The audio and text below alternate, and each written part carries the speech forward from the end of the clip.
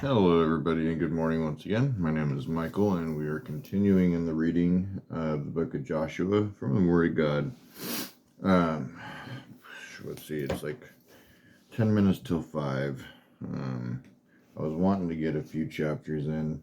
Might end up only getting one or two, just based off of the time frame. Oh, excuse me. The time frame. Yeah, I still gotta get ready for work. I know may look ready, but I'm so not. But yeah, so went ahead and got the keynotes put in here so that way that's already taken care of. We'll see exactly where we're at in time frame once we get it to the end of chapter 2. Maybe have time to do chapter 3. I don't think it's too long. Yeah, probably get done with chapter 3 as well. We'll see. But yeah, so we've just gotten to the book of Joshua. He's been given commission over to take place of Moses and the leading of Israel and God's people, getting ready to cross over the Jordan into Jericho, Israel, and yeah, a lot of things start to take place and move rapidly, as we'll continue to see here. Just make notes, keep notes, and we'll see where we go from here. So anyways, here is chapter 2 of the book of Joshua. Rahab hides the spies, or the canvassing of Jericho. Rahab and the spies.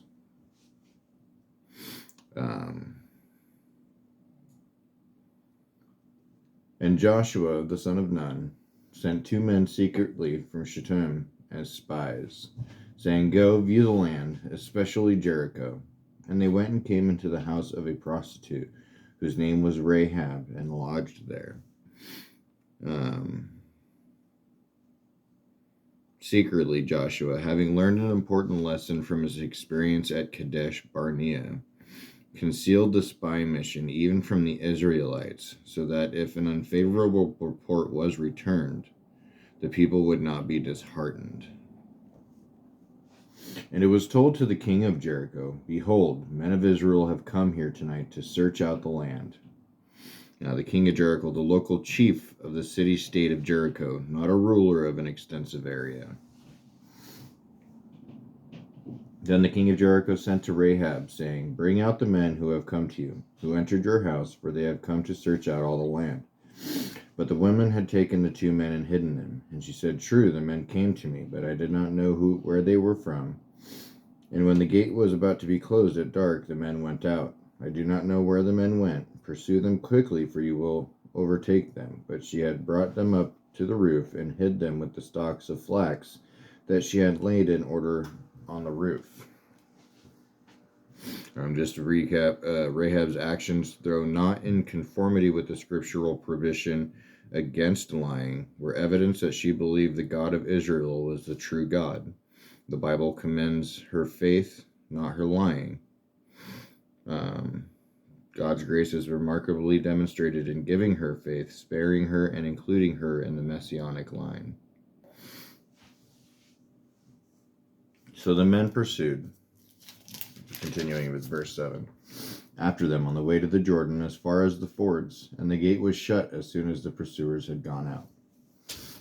Before the men lay down, let me see where's the next one.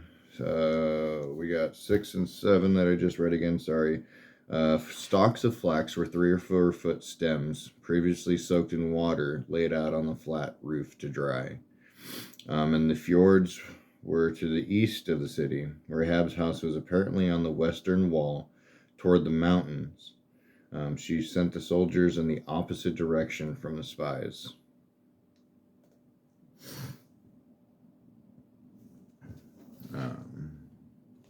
And before the men lay down, she came up to them on the roof and said to them, "I know that the Lord has given you the land, and that the fear of you has fallen upon us, and that all the inhabitants of the land melt away before you. For we have heard how the Lord dried up the water of the Red Sea before you when you came out of Egypt, and what you did to the 2 kings of the Amorites who were beyond the Jordan, to Sihon and Og, whom you devoted to destruction. Excuse me so much. And as soon as we heard it, our hearts melted, and there was no spirit left in any man because of you, for the Lord your God. He is God in the heavens above and on the earth beneath.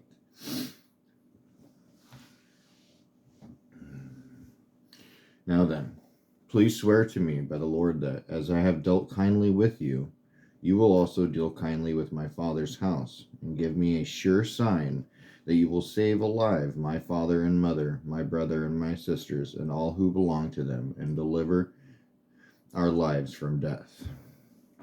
2:12, kindness, hesed, steadfast loyalty, here between human beings, though usually between God and Israel, is that promise.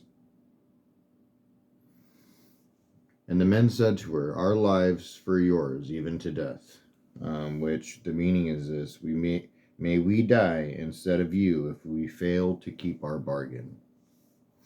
If you do not tell this business of ours, then when the Lord gives us the land, we will deal kindly and faithfully with you.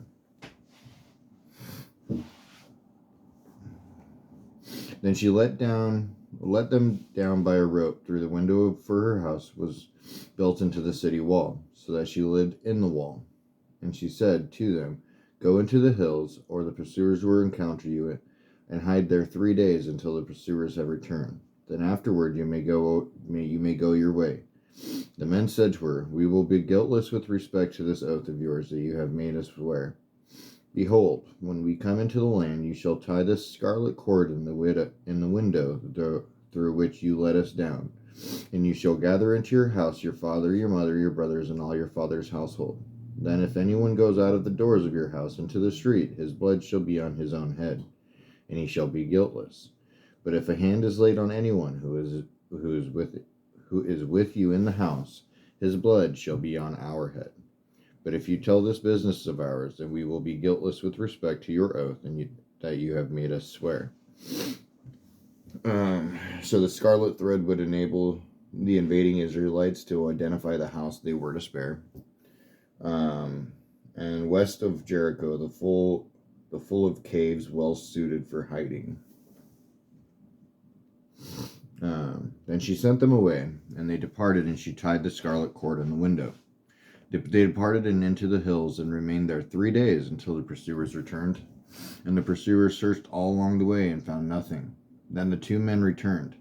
They came down from the hills and passed over and came to Joshua the son of Nun, and they told him all that had happened to them.